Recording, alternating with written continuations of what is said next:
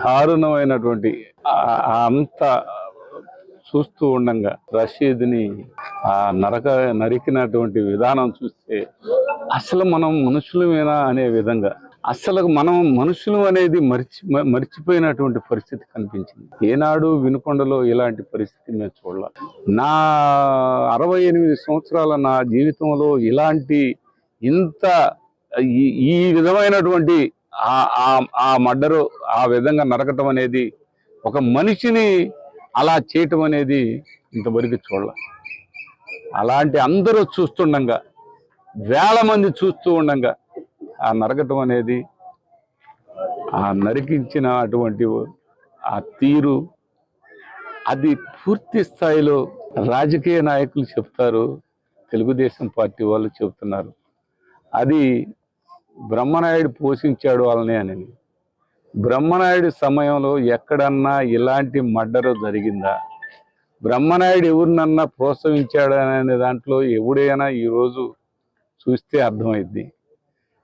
మీరు వచ్చి కావాలని రోజువారీగా ఈ దారుణ కాండ, ఈ మారణ కాండ, ఈ విధమైనటువంటి మీ ఆలోచనలు, ఇంకా మేము కొమ్మలే నరుగుతున్నాం తర్వాత మొదలు నరుగుతాం అనే మాట, అంటే మొదలంటే నేనంట ఆ వెనక మర్డర్ చేయించినటువంటి వాళ్ళు పెద్దలు, వాళ్ళని పక్కన పెట్టి పోనీ ఆ సానుభూతి అయినా తెలిపొచ్చుగా. ఓట్లు అడగటానికి వచ్చాడు ఆయన.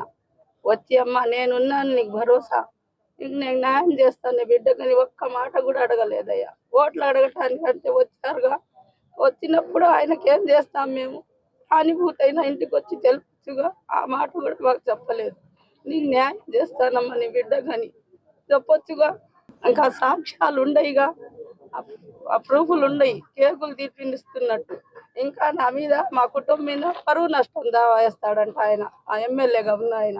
ఏమను ఇంకేం చేస్తాడు, లేకపోతే మమ్మల్ని కూడా, మా తల్లిదండ్రులుగా మమ్మల్ని కూడా నరికించమని ఆయనకు ప్రశాంతంగా అయింది. అప్పుడు అదే మాకు న్యాయం. మా బిడ్డ మట్టి మమ్మల్ని కూడా తీసుకెళ్ళమని, పార్టీ కోసం మేము కూడా వెళ్తాం. మా పిల్లడితో 5 సంవత్సరాల నుంచి ఉన్నాడయ్యా మా అబ్బాయి పార్టీలో. ఎక్కడన్నా తప్పు చేస్తుంటే మేము చూపించండి అని మేము అడుగుతున్నాంగా. మీరు ఎందుకు బయటికి తీసుకురావట్లేదు? అవన్నీ సాక్ష్యాల బజారుకు వచ్చి అడగండి. మా పిల్లాడు ఉన్నాడేమో, బండి కాల్చిన దాంట్లో వాళ్ళ ఇంటి మీదకి వెళ్ళారని ఒట్టి పుకార్లు పుట్టిస్తున్నారు. అంతేగాని అతను ఎక్కడ కూడా చాలా సౌమ్యుడండి, చాలా గొడవలకు కానీ లేకపోతే బట్టబయలుగా తిరిగే మనిషి కానీ కాదు. అలాంటి వాడిని అలా చేశారు.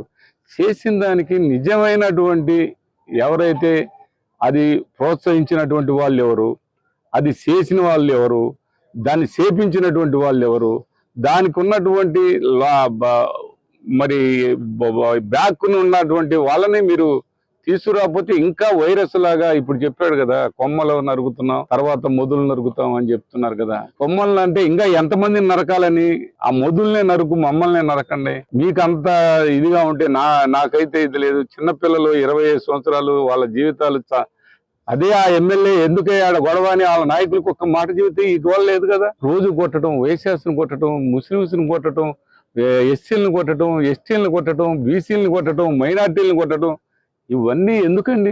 మీరు హ్యాపీగా చేసుకోండి. నేను కూడా ప్రశాంతంగానే ఉండాలి. నేను కనీసం కూడా మాట్లాడట్లేదు. అప్పట్లా ఆ బాధలు వాళ్ళు ఏడుపులు అవన్నీ తప్పనిసరి మాట్లాడటం జరుగుతూ ఉంది, అంతేగాని మరొకటి కాదు. ఇప్పటికైనా మీ పాలన చేసుకోండి, మీ బ్రహ్మాండంగా చేయండి, మీరు అన్ని విధాలు బాగు చేయండి. వినకొండని, ఈ రాష్ట్రాన్ని అభివృద్ధి చేయండి. మేమేం కాదనలేదు, మేమేం మీకు అడ్డం కాదు అని ఈ సందర్భంగా తెలియపరుచుకుంటూ. అదేనండి, మా అబ్బాయి రషీద్ని చంపేశారు. ఇవాళకి 10 రోజుల పైన అయింది. అందుకని ఆఫీస్కి వచ్చాము ఆయన్ని అడగటానికి. మాకు న్యాయం చేయాలి. ఎవరెవరు పేర్లు ఉన్నాయో మేము ఇచ్చిన పేర్లు ఎక్కిలేదు, బయటికి తీసుకురాలేదు. వాళ్ళకి అన్ని చెక్ చేయించి మాకు న్యాయం చేయమని అడగటానికి వచ్చాను. ఎస్పీ గారు ఖచ్చితంగా న్యాయం చేస్తానమ్మా, నేను ఇలా ఎవరికి జరగకూడదు, నేను ఖచ్చితంగా ఇక్కడ ఉన్నంత వరకు అన్ని న్యాయం చేస్తానని చెప్పాను.